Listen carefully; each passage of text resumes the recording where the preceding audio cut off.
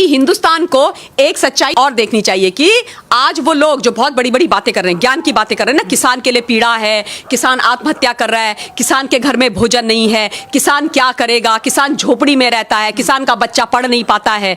इतने सालों से, 70 सालों से इस देश का दोहन किया, इनको किसान का दर्द नहीं दिखाई दिया, इनको किसान की पीड़ा नहीं दिखाई दी। जब इन्होंने अपने बिचौलिए बिठाए मंडियों के अंदर इन्होंने इलेक्शंस नहीं होने दिए, वही लोग मंडियां इनकी कमिटियां चलाती रही और जो 100 रुपए का सामान होता था, जिसके 100 रुपए किसान को मिलने चाहिए थे, उसके 50 पैसे दिए, किसान को मरने के लिए छोड़ दिया। उसके बाद उस सामान को कोल्ड स्टोरेज में डाला, फसल को मार्केट में उसकी आवश्यकता बढ़ाई, उस 50 पैसे से लिया हुआ सामान 1000 में बेचा और हम तक पहुंचते पहुंचते वो 2000 का आ गया। 2000 में से किसान को कितना मिला?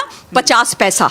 50 पैसा। इन लोगों की बदौलत, ये बिचौलिए जो बैठे हुए हैं और इनके जो राजनीतिक आका बैठे हुए, उन लोगों की बदौलत, और जो आज सड़कों में खड़े होकर के चिल्ला रहे हैं, इसी बात का दर्द है, इसी बात का दर्द है। तब इनको किसानों की चिंता नहीं हुई। एक और बात बोलती हूं, 2004 से 2014 तक ये पता कीजिए हिंदुस्तान के इस हिंदुस्तान के हमारे किसानी कृषि मंत्री कौन थे? मैं बता देती हूं नाम, शरद पवार जी थे। और अब आप एक काम कीजिएगा, मैं ये डेटा मैं आपको नहीं बताऊंगी, आप 2004 टू 2014 तक ये निकालना कि कितने किसानों ने हिंदुस्तान के अंदर आत्महत्या करी, किस पूरे देश के अंदर और राज्यों के अंदर और खासतौर पे महाराष्ट्र के अंदर।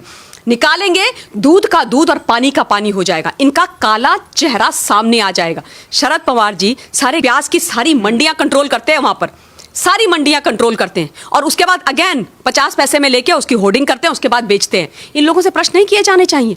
ये लोग जिम्मेदार नहीं है? कितनी आत्महत्याएं हुई हैं किसानों की महाराष्ट्र के अंदर, सुशील, ये तो सारा विश्व जानता है, ये केवल हिंदुस्तान की बात नहीं है। देश के अंदर कितनी आत्महत्याएं हुई इस पीरियड के अंदर? कहां थे ये लोग? कहां थे? क्यों किसानों के लिए खड़े नहीं हुए? क्यों किसानों के लिए बिल नहीं बनाए? क्यों किसानों के लिए रिफॉर्म क्यों नहीं हुए? क्यों किसानों की चिंता नहीं करी?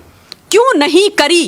और आज एक प्रधानमंत्री, एक चाय बेचने वाले के बेटे ने जब इस देश में गरीबों के साथ, किसानों के साथ खड़ा होना शुरू करा, तो इनके दिलों के अंदर दर्द होने लग गया, इनको तकलीफ होने लग गई, और ये बिलों से बाहर निकल करके तो ऐसे आ रहे हैं जैसे पता नहीं क्या हो गया, क्योंकि इनके जो जहरीले फन है ना, वो कुचले जा रहे हैं। इसलिए तकलीफ है। आज किसान को जब उसका हक देने की बात आई है, तो किसान को तुम बरगलाओगे? खालिस्तानी बिठा दिए हैं भाई। सोचिए आप, सबसे पहले शुरुआत ही हुई थी खालिस्तानी, वो आकर के इस आंदोलन में बैठ गए।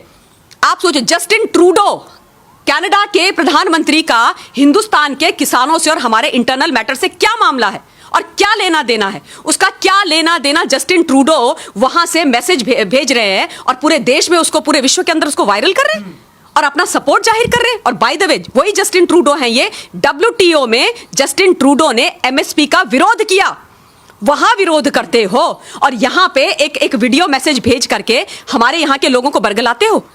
क्यों खालिस्तानियों का साथ दे रहे हो? क्यों खालिस्तानियों का साथ दे रहे हो? परेशानी यह है कि जयचंद हमारे देश में है, सुशील। जयचंद इस देश की धरती के अंदर बैठे हुए हैं। वो इस देश का, मां भारती का, यहाँ की जनता का, चाहे वो जवान हो, किसान हो, आम जनता हो, उसका भला नहीं चाहते, क्योंकि जिस दिन उसका भला हो गया ना, इनकी दुकानें, इनका रोजगार बंद हो जाएगा। इसलिए जब किसानों की बात आती है तो ये चले जाते हैं कनाडा। जब धारा 370 और 35 से हटाई जाती है तो ये पहुंच बैठ जाते हैं चीन की गोद में। जब आतंकवाद करवाना होता है तो ये बैठ जाते हैं पाकिस्तान की गोद में। ये देशद्रोही हैं, ये देशद्रोही हैं। इनको पहचानना और इनकी खाल खींचना शब्दों के बाणों से और सच्चाई से बहुत ज्यादा आवश्यक है, बहुत ज्यादा आवश्यक है। क्योंकि जब तक हिंदुस्तान का आम नागरिक नहीं समझेगा, जनता नहीं बोलेगी, ये नहीं सीधे होने वाले हैं। इन्होंने दिखाना, योगेंद्र यादव, मिस्टर योगेंद्र यादव, आप बताओ ये कहां का किसान है भाई? मैंने तो आज तक इनको, मतलब आप पूछिए इनसे पूछिए कि इनकी कितनी बीघा जमीन है, इनको पूछिए बीघा होता क्या है, पूछिए आप इनसे, अंग्रेजी बोलते हैं एलीट, इनसे पूछिए बीघा क्या होता है, कितनी बीघा जमीन है आपकी, पूछो आप, और कहां पर है, और कितने आपके यहाँ कितनी मतलब कभी आपने की है, कभी कोई रोपाई वोपाई की है कभी गांव में जाकर के? फसलों के आपको पता है कौन से सीजन में कौन सी फसल होती है? आप वहां पर गमछा ऐसे सर में लगा करके आप पहुंच गए किसानों के बीच में। ये तो वो व्यक्ति हैं, मुझे अभी तक याद है जब JNU में छात्र आंदोलन हुआ तो ये वहां भी कूद गए थे। नेताजी से ये स्टूडेंट बन गए, अब ये नेताजी से किसान बन गए।